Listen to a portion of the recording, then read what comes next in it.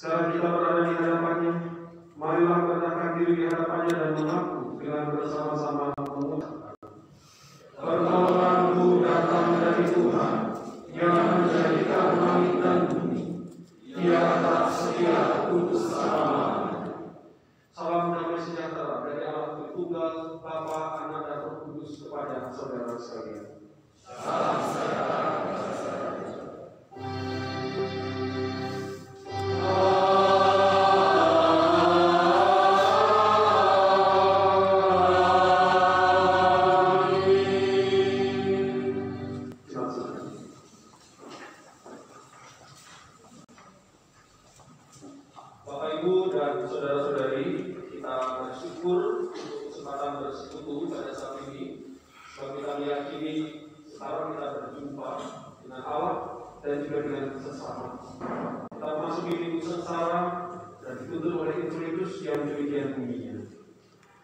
Untuk inilah anak Allah datang, yaitu untuk menghancurkan pekerjaan iblis. Demikian Injil bagi kita.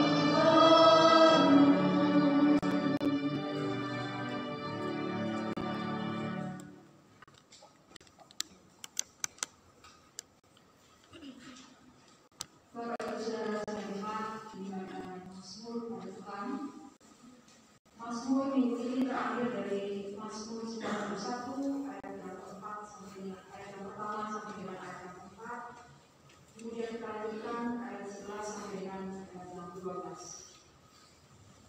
Mazmur pasal 91 ayat pertama sampai dengan ayat yang keempat dan ayat yang 11 sampai dengan ayat yang 12. Mari kita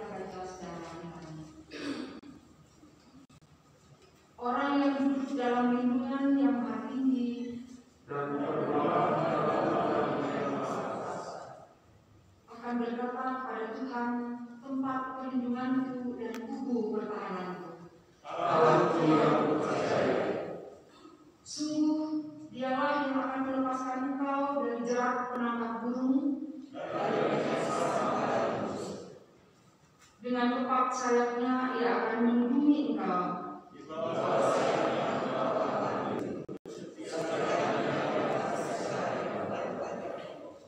Kita lanjutkan ayat yang ke-11 sampai dengan ayat yang ke-12. Sebab malaikat-malaikatnya akan diperintahkannya kepadamu untuk mereka akan menatang engkau di atas tangannya. Hosiana.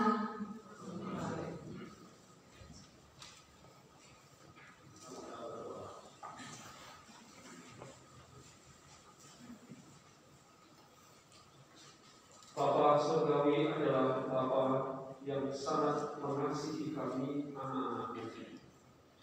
Karena kasih-Mu yang begitu besar, maka Engkau mendengar setiap kali kami berseru dan memohon pertolongan. Dan Engkau pun menjawab doa-doa kami dengan mengutus Tuhan Yesus Kristus ke dunia, menjadi manusia dan memilih jalan penderitaan demi kasih-Nya bagi kami. Tetapi di dalam kehidupan setiap hari, kami ini adalah orang-orang yang sering menyia-nyiakan kasih karunia Tuhan dengan cara hidup yang tidak seturut dengan iman yang benar. Ampunilah apabila kami sering meragukan karya kasih-Mu, tidak percaya, bahkan menjauhkan diri kami daripada-Mu dan juga dari persekutuan-persekutuan. Ampunilah apabila kami sudah banyak menerima kebaikan Tuhan, tetapi kami kurang bersyukur. Bapa, kami layak untuk menerima hukuman, tetapi kami dapat berlandas kasih setia-Mu yang begitu besar, mengaku bahwa kami adalah orang-orang berdosa yang membutuhkan pengampunan dan anugerah hidup baru yang ada pada. Roh Kudus kiranya turun di dalam hati dan pikiran kami untuk menuntun kami menjalani hidup baru agar kami jalankan seturut dengan teladan dan ajaran Tuhan Yesus Kristus. Inilah syukur serta pengakuan dosa yang kami naikkan di dalam nama Tuhan Yesus Kristus kami berdoa. Amin.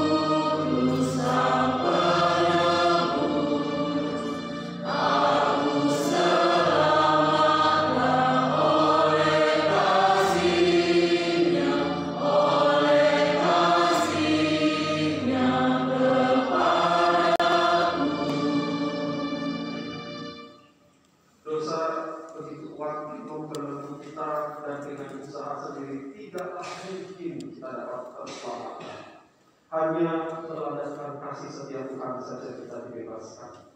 Oleh sebab itu setiap orang yang telah datang kepadanya dengan kerendahan hati untuk mengampuni dosa, terimalah berita anugerah yang terambil dari kitab Ibrani yang demikian bunyinya. Sebab imam besar yang kita punya bukanlah imam besar yang tidak dapat pun merasakan kelemahan-kelemahan kita. Sebaliknya sama dengan kita, ia telah dicobai, hanya tidak berbuat dosa. Sebab itu, marilah kita dengan penuh keberanian menghampiri tahta kasih karunia, supaya kita menerima rahmat dan menemukan kasih karunia untuk mendapat pertolongan kita pada waktunya. Demikianlah berita anugerah bagi kita sekalian.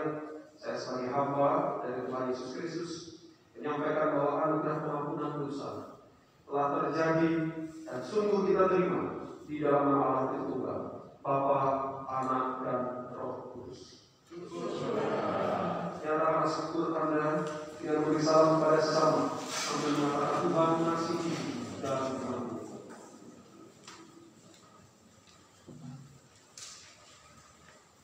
Petunjuk baru terambil dari Injil Lukas. Beginilah firman Tuhan. Bangkitlah dan angkatlah mukamu, sebab penyelamatanmu sudah dekat. Demikian petunjuk baru kita.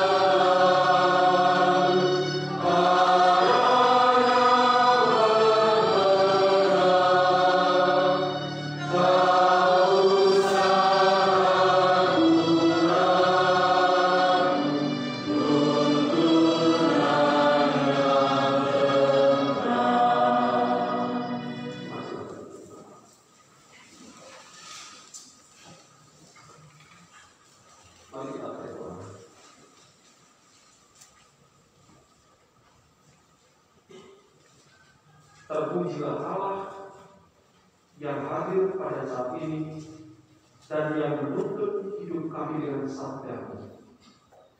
Terangilah hati dan pikiran kami dengan Roh-Mu yang kudus, supaya sabda Tuhan yang diwartakan itu memberi inspirasi dan tuntunan bagi kami. Biarlah hati kami menjadi seperti tanah yang subur, ketika benih-benih firman Tuhan itu ditaburkan, tumbuh dan menghasilkan buah-buah yang baik di dalam tutur kata dan laku hidup kami setiap hari. Di dalam nama Tuhan Yesus Kristus kami berdoa. Amin. Pembacaan firman Tuhan terambil dari kitab 2 Korintus pasal 6.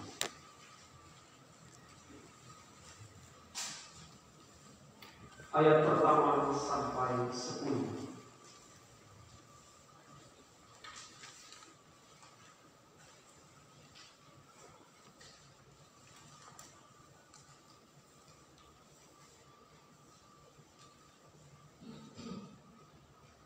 Inilah sabda Tuhan. Sebagai teman-teman sekerja, kami menasihatkan kamu supaya kamu jangan membuat menjadi sia-sia kasih karunia Allah yang telah kamu terima. Sebab Allah berfirman, Pada waktu aku berkenan, aku akan mendengarkan engkau. Dan pada hari aku menyelamatkan, aku akan menolong engkau. Sesungguhnya, waktu ini adalah waktu perkenanan itu. Sesungguhnya hari ini adalah hari penyelamatan itu. Dalam hal apapun kami tidak memberi sebab orang tersandung, supaya pelayanan kami jangan sampai dicela.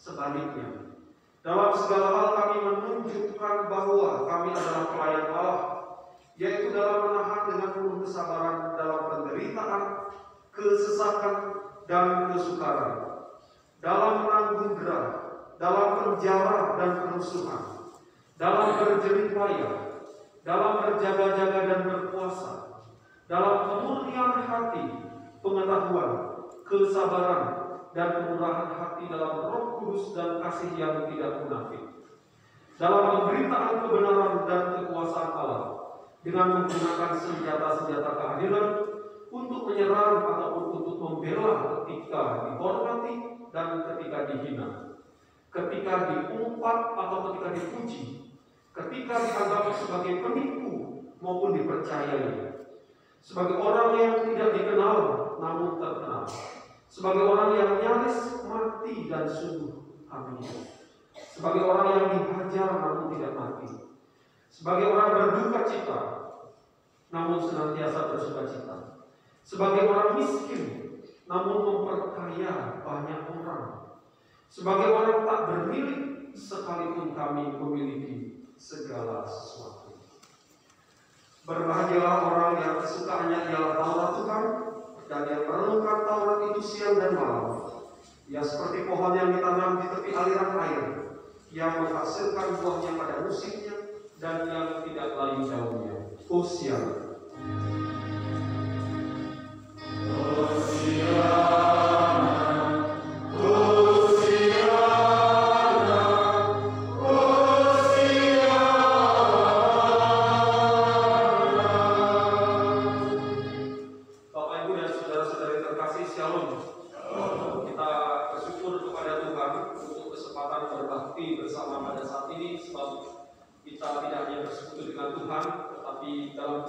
Kesempatan seperti ini kita berjumpa dengan saudara-saudara kita, dan tentu ini memberi satu kekuatan ketika kita bisa berjumpa, saling menyapa dan saling bercerita, seperti kita mendapat kekuatan yang baru setelah seminggu yang lalu kita bekerja dan cukup lelah.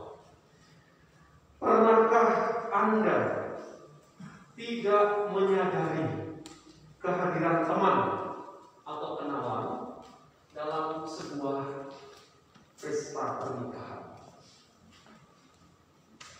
Kadang-kala itu terjadi.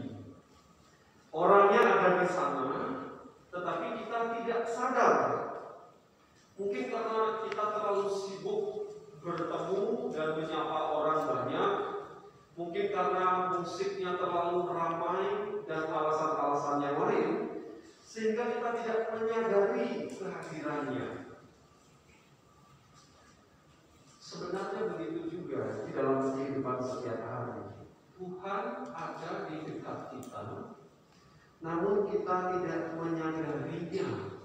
Mungkin karena terlalu sibuk bekerja, menjalankan kesukaan kita, pikiran dipenuhi oleh urusan-urusan hidup setiap hari.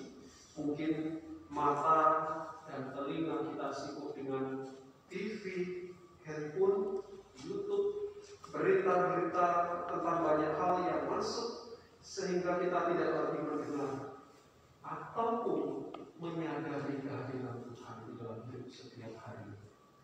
Maka mari saat ini kita meluangkan waktu untuk hening sejenak dan meninggalkan segala kesibukan di dalam pikiran atau handphone kita, supaya kita menyadari bahwa Allah hadir, Dia bersabda, dan kita yang mendengar sabda itu beroleh kekuatan dan kedamaian untuk melanjutkan perjalanan hidup ke depan. Sejak hari Rabu yang lalu, gereja sudah mulai memasuki minggu sengsara. Pada minggu sengsara, kita mengingat lagi jalan kesengsaraan yang dipilih atau ditempuh oleh Tuhan Yesus. Mengapa Tuhan datang menjadi manusia dan memilih jalan sengsara? Introitus hari ini memberikan jawaban. Tujuan kedatangannya adalah Bapak Bapak Ibu Saudara-saudari. Mari kita memperhatikan introitus kita dalam seminggu. Kita baca bersama-sama ya. Dari 1 Yohanes pasal 3 ayat 18 bagian B. 1, 2, 3. Untuk inilah anak Allah datang, yaitu untuk menghancurkan pekerjaan iblis. Jadi kalau kepada kita ditanya, apa tujuan Allah di dalam Tuhan Yesus menempuh jalan penderitaan? Yaitu untuk menghancurkan pekerjaan-pekerjaan iblis. Memangnya apa yang dikerjakan oleh iblis di dunia ini? Menurut Bapak Ibu Saudara-saudari, apa sih pekerjaan iblis itu? Atau dia nganggur? Bacaan hari ini merupakan surat Rasul Paulus kepada jemaat di Korintus. Pada saat itu, iman mereka mulai goyah karena berbagai cobaan dan penderitaan hidup. Nah, dalam situasi yang demikian, Rasul Paulus memberi penguatan supaya mereka tidak menyia-nyiakan kasih karunia Allah. Artinya apa? Artinya sebesar apapun tantangan yang mengakibatkan penderitaan dalam hidup mereka, mereka harus tetap setia dan berusaha hidup seturut iman Kristen. Itulah nasihat dan penguatan dari Rasul Paulus kepada orang-orang Kristen di kota Korintus. Seberapa kamu menanggung derita, hendaknya kamu tetap setia dan hidup di dalam iman kepada Tuhan Yesus Kristus. Dan nasihat itu diberikan oleh Rasul Paulus bukanlah nasihat kosong, sebab ia sendiri mengalaminya. Saya pikir kita tentu tahu bahwa Rasul Paulus ini justru banyak menderita setelah ia memutuskan untuk menjadi pengikut Tuhan Yesus. Ketimbang dulu sebelum dia mengenal Tuhan Yesus, hidupnya masih nyaman saja. Dia menjadi orang yang terpandang. Tetapi justru setelah dia kenal dan memutuskan untuk mengikut Tuhan Yesus, hidupnya banyak menderita, banyak mengalami kesusahan. Dalam kesaksiannya dia mengatakan, aku banyak mengalami penderitaan, kesesakan, kesukaran. Aku sering di dalam penjara dan kerusuhan. Aku dihina, dianggap sebagai penipu, sering dihajar sampai nyaris mati. Namun tetap aku sabar dan menjaga kemurnian hati, sedapat mungkin hidup menjauhi dosa. Begitulah seringkali ketika manusia menghadapi tantangan dan penderitaan, membuat kita menjadi lemah dan akhirnya kompromi terhadap dosa-dosa dan akhirnya meninggalkan Allah. Namun Rasul Paulus justru menunjukkan teladan yang berbeda. Ia tetap setia. Bapak Ibu Saudara-saudari, sebenarnya godaan untuk meninggalkan Allah bukan baru saja terjadi pada zaman para rasul, tetapi sejak awal penciptaan itu sudah terjadi. Godaan itu sudah ada sebenarnya. Bapak Ibu dan Saudara-saudari boleh membuka kunci dan janji kalau bawa sekarang atau nanti setelah di rumah, lalu melihat bacaan-bacaan pendukung hari ini. Salah satu bacaan pendukung itu adalah dari kitab Kejadian pasal 3. Mungkin kita sudah tahu kisah pertangkapan sama, yaitu peristiwa yang terjadi di Taman Eden. Ular datang yang berbicara kepada manusia perempuan. Begini kata ular. Allah berfirman, semua pohon dalam taman ini jangan kamu makan. Apakah betul begitu firman Allah kepada manusia di Taman Eden? Betul atau tidak, Bapak Ibu Saudara-saudari? Allah berfirman, semua pohon dalam taman ini jangan kamu makan. Jawab manusia perempuan, Allah berfirman, jangan kamu makan atau raba buah itu, nanti kamu mati. Apakah jawaban manusia perempuan itu juga sesuai dengan yang difirmankan oleh Tuhan? ular mengutip nama Allah, tetapi menyampaikan sesuatu yang berbeda yang tidak pernah disampaikan Allah. Ular katakan, Allah berfirman, semua pohon dalam taman ini jangan kamu makan. Allah mengatakan dalam pasal 2 ayat 17, kamu boleh makan, tetapi satu yang tidak boleh, yaitu buah taman baik dan buruk. Jangan, sebab ketika kau makan kau akan mati. Nah, kemudian manusia perempuan katakan apa? Allah berfirman, jangan kamu makan atau raba buah itu, nanti kamu mati. Apakah Allah ada berfirman, jangan kamu raba? Tidak ya. Allah hanya mengatakan, jangan kamu makan, nanti kamu mati. Artinya ular dan manusia perempuan pada saat itu sama-sama tidak menangkap apa yang difirmankan oleh Allah. Nah, akhirnya ular mengatakan, kamu tidak akan mati. Kalau kamu makan, kamu akan menjadi seperti Allah. Akhirnya karena mendengar perkataan ular dan melihat bahwa buahnya menarik dan indah dipandang mata, maka dimakanlah buah itu dan diberikan kepada manusia laki-laki atau suaminya. Jatuhlah mereka dalam dosa. Kemudian bacaan pendukung yang kedua dari Injil Matius pasal 8. Itu peristiwa saat Tuhan Yesus berpuasa selama 40 hari 40 malam di padang gurun. Maka laparlah Tuhan Yesus. Iblis datang. Apa yang dilakukan oleh iblis? Mencobai Tuhan. Iblis katakan, kalau engkau sungguh anak Allah, perintahkanlah supaya batu-batu ini menjadi roti. Kalau orang kelaparan yang paling membutuhkan kan makanan. Dengan kuasanya saudara Tuhan Yesus bisa saja mengubah roti, batu-batu itu menjadi roti. Tetapi apa jawab Tuhan Yesus? Manusia hidup bukan dari roti saja, tetapi dari firman yang keluar dari mulut Allah. Kemudian iblis pergi. Apakah iblis pergi, Bapak Ibu Saudara? Tidak, iblis masih ada di sana. Dia belum menyerah. Dia menyuruh supaya Tuhan Yesus menjatuhkan diri dari atap bait Allah. Iblis mengatakan, kalau engkau anak Allah, jatuhkan dirimu. Karena ada firman mengatakan, malaikat-malaikat pasti akan menjaga engkau. Tetapi Tuhan Yesus tidak mau juga. Apakah iblis pergi? Tidak. Iblis masih diam di sana. Gigit iblis ya. Dia belum mau menyerah. Ketiga kalinya iblis merayu Tuhan Yesus. Kalau Tuhan mau menyembah iblis, segala kerajaan dunia dan kemegahannya akan diberikan. Apa yang Tuhan Yesus katakan? Dia harus tahu. Iblis yang mengusir iblis dan iblis pun meninggalkan Tuhan Yesus. Bapak Ibu dan saudara-saudari terkasih, dari semua bacaan Alkitab hari ini, dapatkah Anda menemukan kesamaan pekerjaan iblis dari bacaan-bacaan yang telah kita menemukan tadi?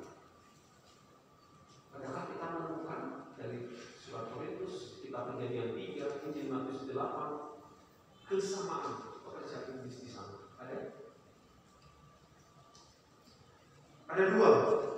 Yang pertama, iblis suka mencobai, membujuk supaya manusia menjadi ragu-ragu, kemudian tidak percaya, dan pada akhirnya meninggalkan Allah.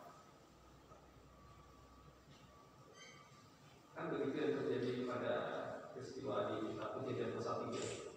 Pertama dirayu dulu, akhirnya manusia menjadi ragu-ragu, dia tidak percaya Allah. Dari mana saya bisa mengatakan dia tidak percaya Allah?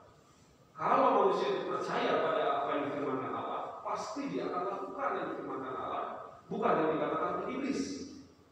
Oleh sebab itu kalau ditanya apa sebenarnya dosa manusia pertama? Dosa yang pertama itu adalah ketidakpercayaan kepada Allah. Bukan itu yang dilakukan oleh manusia pertama.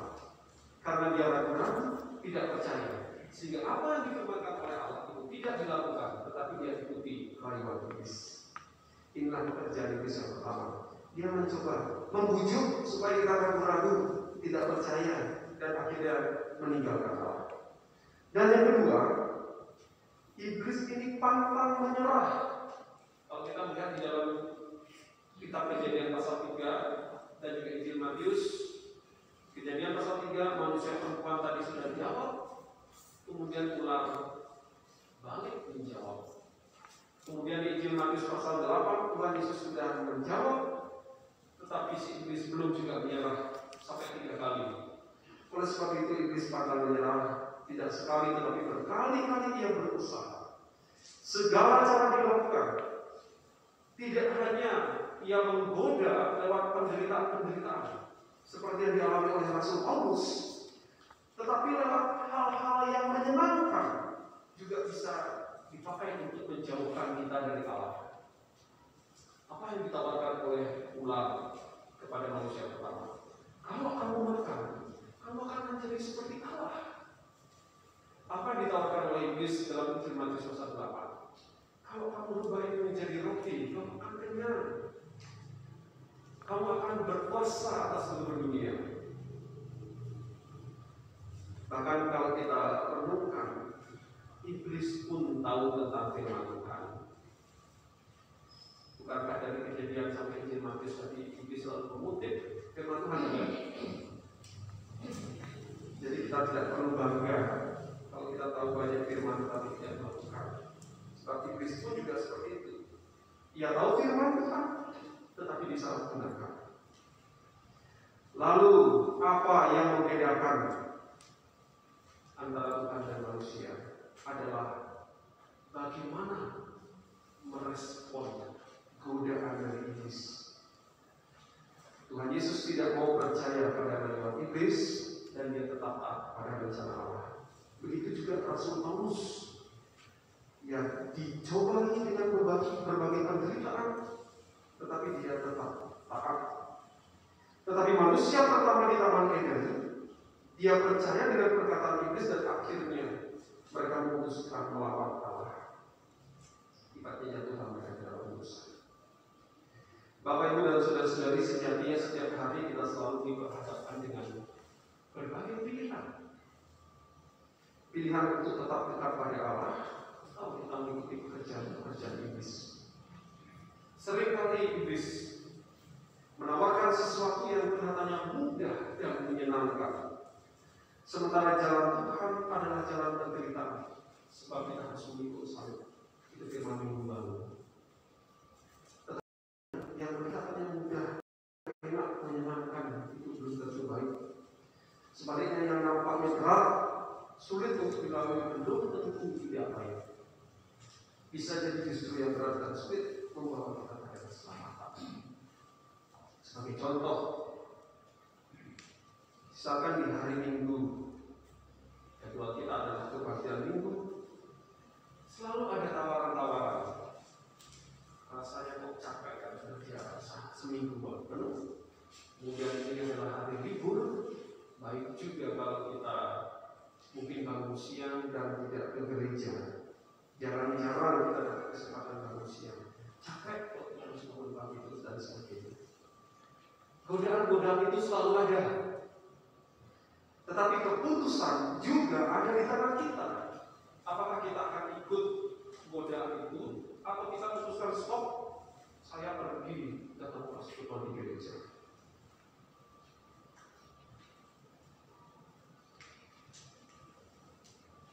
Dan contoh-contoh lainnya. Melalui beberapa bacaan hari ini kita menjadi mengerti bahwa pekerjaan iblis adalah untuk mencobai dan menipu agar manusia menjadi ragu, kemudian tidak percaya dan akhirnya menjauh dari Allah. Tetapi keputusan ada di tangan manusia. Apakah manusia akan mengikuti rancangan iblis, atau seperti Tuhan Yesus dan Rasul Paulus yang tetap taat pada Allah dan selamat? Memang kita dicobai, memang kita digoda setiap hari. Tetapi keputusan untuk ikut atau tidak, itu ada di tangan kita. Kalau kita seperti manusia di kitab Kejadian pasal 3, maka jatuhlah kita ke dalam dosa. Sehingga Rasul Paulus katakan, sia-sialah kasih karunia Allah. Bacaan dari Mazmur hari ini mengatakan bahwa Allah adalah tempat perlindungan dan kubu pertahanan. Ketika manusia memilih menjauh dari Allah, maka manusia akan jauh dari tempat perlindungan. Semakin jauh kita dari tempat perlindungan, maka sejatinya kita semakin dekat pada kebinasaan. Begitu ya Bapak Ibu. Allah tempat perlindungan. Iblis selalu mencoba menggoda supaya kita keluar menjauh dari Allah. Dan kalau kita semakin jauh dari tempat perlindungan, maka semakin jauh kita dari tempat selamat dan semakin dekat kita pada kebinasaan. Itulah bahaya ketika kita memutuskan untuk mengikut cobaan atau godaan iblis. Tetapi berita sukacita bagi kita adalah Tuhan sudah mengalahkan perbuatan iblis. Tugas kita tidak lagi kembali kepada perbuatan dosa, melainkan hidup benar sesuai dengan firman Tuhan. Bagaimana caranya? Dua hal. Yang pertama, jangan mengandalkan kekuatan sendiri karena kita adalah manusia lemah dan penuh keterbatasan. Tetapi seperti yang dikatakan pemazmur, orang yang duduk dalam lindungan yang maha tinggi akan terlepas dari jerat penangkap burung. Kalau kita terlindung pada Tuhan, maka kita akan dimampukan untuk melawan pekerjaan iblis. Sebab Tuhan Yesus datang ke dunia dan menderita dengan kebenaran supaya kita yang berdosa ini kembali lagi kepada Allah. Itulah yang pertama, berlindunglah pada Tuhan. Kemudian yang kedua, bekalilah diri kita dengan firman Allah sehingga kita mengerti dan dapat membedakan mana firman Allah dan mana yang bukan.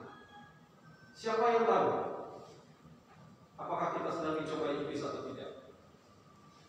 Apakah hal-hal yang buruk itu merupakan pencobaan? Apakah hal-hal yang menyenangkan itu adalah pencobaan? Kita tidak tahu, tetapi kita punya alat untuk mendeteksinya, yaitu firman Tuhan. Saya mengajak Bapak Ibu untuk membuka kitab Roma pasal 12.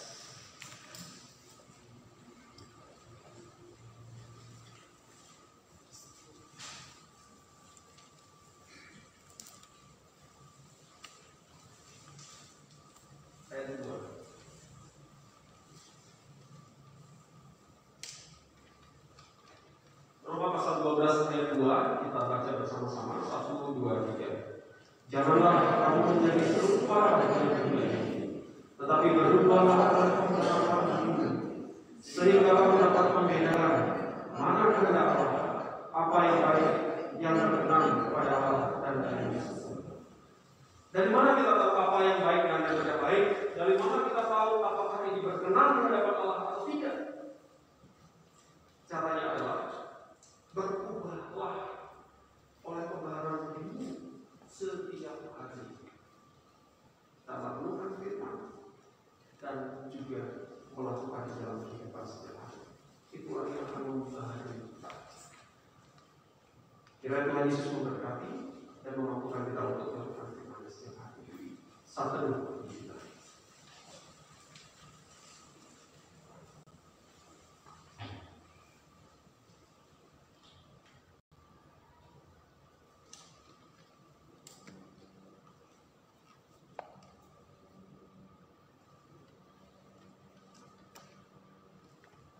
Amin.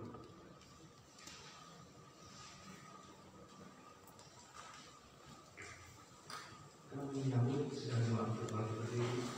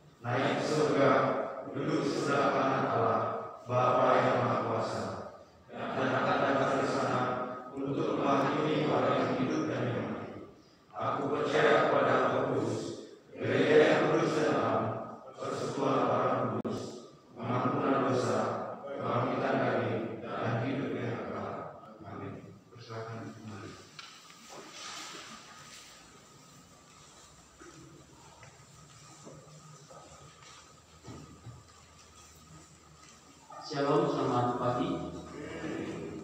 Kami dari majelis mengucapkan selamat hari Minggu, selamat beribadah, Tuhan Yesus memberkati. Tak lupa kami mengucapkan bagi Bapak, Ibu, Saudara yang baru pertama kali beribadah di GKPB Majelis Santi, kami ucapkan selamat datang, selamat beribadah, Tuhan Yesus memberkati. Kita langsung ke info kita. Info yang ketiga, WDK. Warung WDK akan dilaksanakan pada hari ini, Minggu 6 Maret 2022, lantai 1. Dimohon dukungan warga jemaat. Yang kedua, jimpitan WDK akan dilaksanakan pada hari Minggu 13 Maret 2022. Dimohon dukungan ibu-ibu WDK. Untuk jadwal ibu yang mempersembahkan ulas bunga pada hari Minggu 13 Maret 2022, yaitu Ibu Niputut Kamarini Suryani Yudhanta dan Ibu Gusti Ayu Dian Chandra Dewi Afianta. Yang info katekisasi, dibuka pendaftaran kelas katekisasi untuk remaja dan pemuda yang ingin mendaftarkan bisa menghubungi majelis atau sekretariat.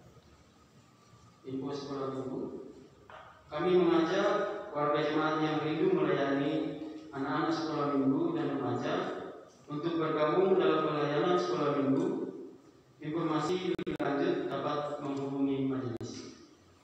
Info pernikahan,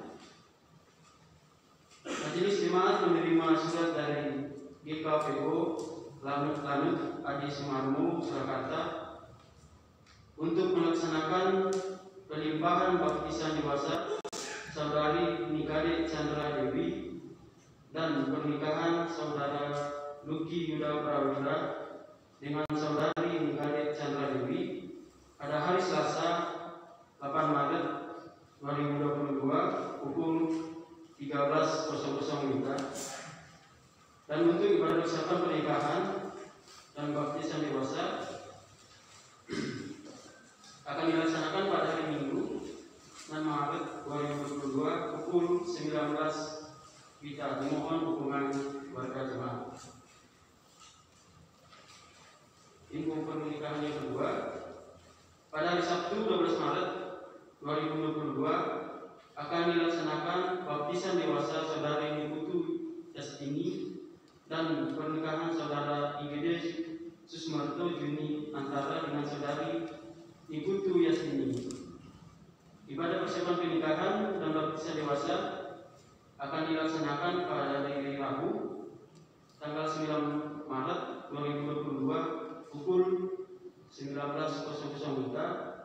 Dimohon kehadiran calon mempelai, orang tua atau wali, dan saksi-saksi. Ibadah rumah tangga. Dikarenakan masih pandemi COVID-19, untuk ibadah rumah tangga dilaksanakan melalui online mulai hari Kamis 10 Maret 2022. Liturgi dan link video firman Tuhan akan dibagikan di WA grup jemaat. Dan persembahan ibadah rumah tangga disediakan kotak persembahan pada hari Minggu di meja penerima tamu. Dimohon jemaat dapat mengikuti ibadah rumah tangga di rumah masing-masing. Tim Ministry Bali Barat. Tim Ministry Bali Barat untuk pendeta dan vikaris akan dilaksanakan pada hari Jumat 11 Maret 2022 pukul 10.00 WIB di Immanuel Pembiar Stadium. Pertukaran pelayanan hari Minggu. Pada hari Minggu 13 Maret 2022 akan dilaksanakan pertukaran pelayanan Minggu. Pendeta Nilu Yuni Amarawati SSI Teol akan melayani GKPB Jemaat Mandiri Santi, dan Bapak Pendeta IGD Jessico Sasmita SSI Teol akan melayani di Agape Gilimanuk pukul 08.00 WIB. PPI Sari Kuning.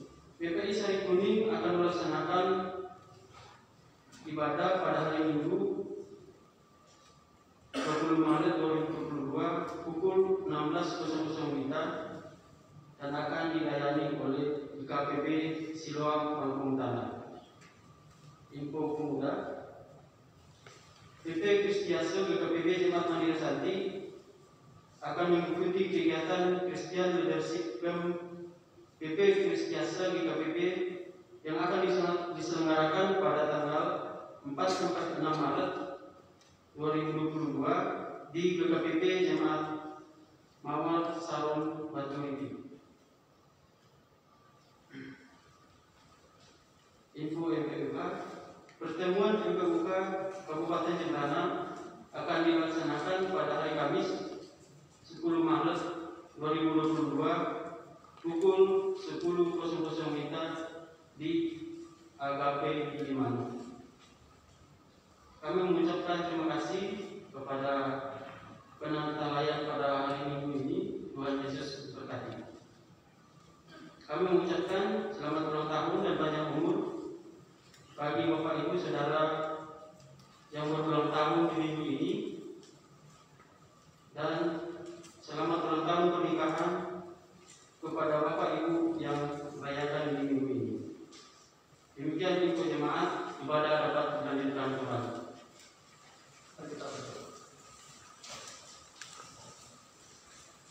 Bapa Surgawi, karena kasih-Mu yang begitu besar, maka Engkau mendengarkan bahkan menjawab teriak minta tolong dari kami yang sepatutnya binasa karena dosa. Oleh sebab itulah Engkau telah mengutus Tuhan Yesus Kristus menjadi manusia dan memilih jalan penderitaan untuk membuktikan kasih-Nya yang terbesar bagi kami. Kami ini adalah orang-orang yang sudah begitu banyak merasakan kebaikan Tuhan di dalam hidup setiap hari. Engkau memberkati kami lewat apa yang kami kerjakan, usahakan, melalui keluarga, dan bahkan lewat setiap pengalaman hidup. Oleh sebab itu, sebenarnya kami tidak punya alasan untuk tidak bersyukur atas setiap hari yang masih Tuhan beri untuk kami jalani. Kami berterima kasih sebab di atas dasar kasih Kristus kepada jemaat, setiap keluarga sudah didirikan supaya melalui kehadiran keluarga Kristen, kasih Allah tercermin. Tolonglah setiap keluarga menjalankan tugasnya, dan apabila mereka menghadapi tantangan dan pergumulan yang sulit, sudilah Tuhan menolong, meredakan badai di dalam hidup mereka. Kami bersyukur sebab dari latar belakang yang berbeda, kami diperkenalkan dan dikumpulkan menjadi satu keluarga di jemaat ini. Semoga kami saling mendukung di dalam hal-hal yang baik. Semoga persekutuan di antara kami semakin diikat dalam cinta kasih Tuhan, dan melalui setiap kegiatan iman kami boleh bertumbuh. Kami sangat berterima kasih untuk kasih setia-Mu yang boleh menyertai warga senior, kaum bapak, kaum ibu, pemuda, remaja, dan sampai anak-anak. Baik yang masih Tuhan beri kesempatan untuk hadir pada saat ini, atau mereka yang karena tubuhnya telah lemah oleh sebab penyakit tidak lagi mungkin hadir. Berkat Tuhan tetap bagi mereka. Kami doakan untuk para muda janda, anak-anak yatim piatu, orang-orang yang merantau karena pendidikan atau pekerjaan, sehingga mereka terpisah jauh dari keluarga yang dikasihi. Sudilah kiranya Tuhan hadir mendampingi, sehingga mereka di dalam menjalani hidupnya setiap hari tidak merasa kesepian dan putus asa, tetapi beroleh sukacita. Kami ikut bersyukur atas berkat-berkat Tuhan bagi jemaat yang melaksanakan ulang tahun kelahiran dan pernikahan dalam sepekan ke depan. Juga bagi keluarga-keluarga yang Tuhan anugerahkan keturunan. Kiranya Engkau terus memberkati hidup mereka. Bapa di dalam surga, kami tidak memungkiri bahwa di dalam hidup ini kadang kami menghadapi pergumulan. Kami ingin doakan, kalau ada di antara kami yang saat ini sedang berjuang untuk mendapat pekerjaan yang baik, kalau kami sedang sulit. Kalau saat kami sedang menghadapi permasalahan di dalam rumah tangga yang membuat kami begitu penat dan hampir putus asa. Kalau kami saat ini sedang sakit, telah berusaha sedemikian rupa, tetapi seperti belum menemukan jawaban. Kami doakan Bapak Budi Pramana, Bapak Andreas, Bapak Nur Cahyo, Bapak Frans. Kami juga berdoa untuk anak terkasih kami, Alvin, yang saat ini sedang dirawat di rumah sakit. Dan mungkin ada beberapa orang yang sedang sakit. Tuhan, sentuhlah kami dengan kasih-Mu, sehingga kami beroleh kekuatan. Pulihkanlah kami sepenuh dengan kemurahan hati-Mu. Pada saat ini kami bersyukur sebab Engkau memberi kesempatan bagi kami menjadi bagian dari gereja Bani. Kami memberkati besok pendeta Garis Majelis Jemaat, urus kategori anggota, dan setiap orang yang Kau panggil untuk melayani dan juga di jemaat-jemaat. Semoga melalui kehadiran kami, kasih Tuhan diwakilkan. Kami berdoa untuk bangsa Indonesia. Tolonglah pemerintah kami dalam menjalankan keputusannya. Semoga kebijakan yang diambil itu mendukung terciptanya kedamaian dan kesejahteraan di tengah bangsa kami. Tolonglah juga kami sebagai masyarakat supaya menjadi alat damai sejahtera Tuhan di mana Engkau menempatkan kami. Kami juga berdoa untuk perdamaian dunia. Konflik yang terjadi di Ukraina dan juga Palestina, serta mungkin wilayah-wilayah lain sejak lama. Tuhan, kasihanilah kami. Berilah kami kedamaian. Tolonglah orang-orang yang menjadi korban, terutama para perempuan dan anak-anak. Semoga mereka dikuatkan dan dihiburkan. Semoga mereka dalam pelariannya menemukan jalan keluar yang baik. Semoga mereka memiliki masa depan yang gemilang yang Tuhan sediakan. Dan pada saat ini kami hendak menaikkan doa permohonan secara pribadi di hadapan Allah.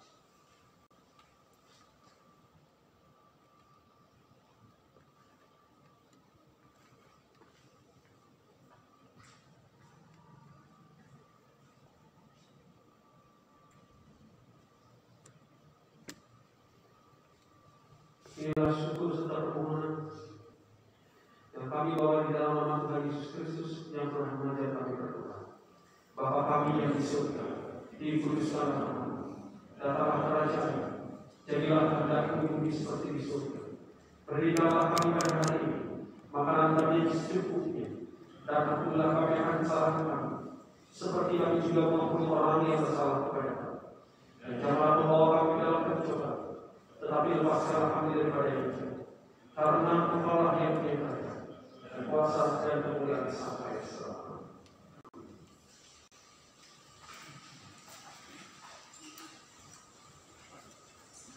Sidang jemaat dalam kasih Tuhan, tiba saatnya kita membalas kebaikan Tuhan dengan mempersembahkan persembahan kita kepada Tuhan.